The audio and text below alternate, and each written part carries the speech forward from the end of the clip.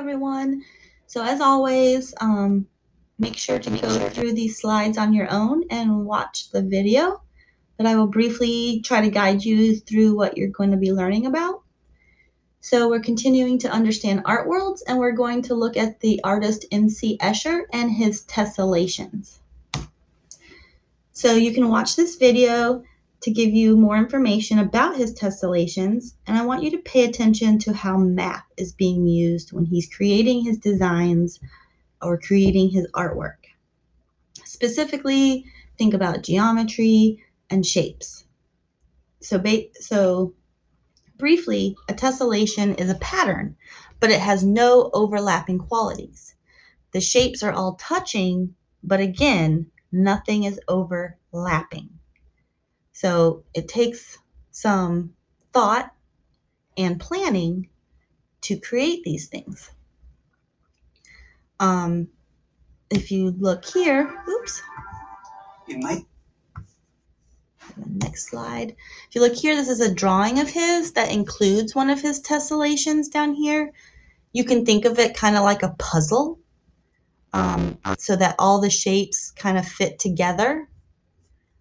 Naturally, you see tessellations like in honeycombs from bees, or you may have noticed a soccer ball is a tessellation.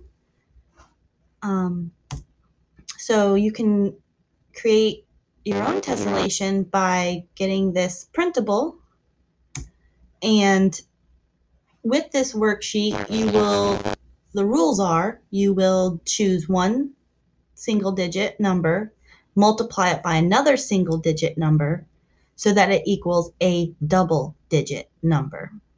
So for example, 2 times 5 equals 10. So we can go ahead and eliminate using 1 and using 0, because those will not give us double digit numbers if we're using 2 single digits, right? So that's the idea. Here's an example that you can kind of look at to see how they were doing it. The idea or the goal is to kind of hide the numbers. So you can see how they've drawn the number to kind of touch the edges of the square or the box. And then they've used the elements of art, color, line, shape, etc. for kind of disguising or hiding the numbers within the block. And as you can see, it then creates a very cool looking tessellation. And if you all do the worksheet, you can combine each other's to create one larger tessellation. All right. So you're the artist. You can create your own artwork, of course, whatever is inspiring you to create. Or you could, here's some choice boards. You could do the printable, like we just talked about, and do the multiplication and the coloring and whatever. Or you could create your own tessellation. I've linked a video that will show you how to create a tessellation using a shape that you've created.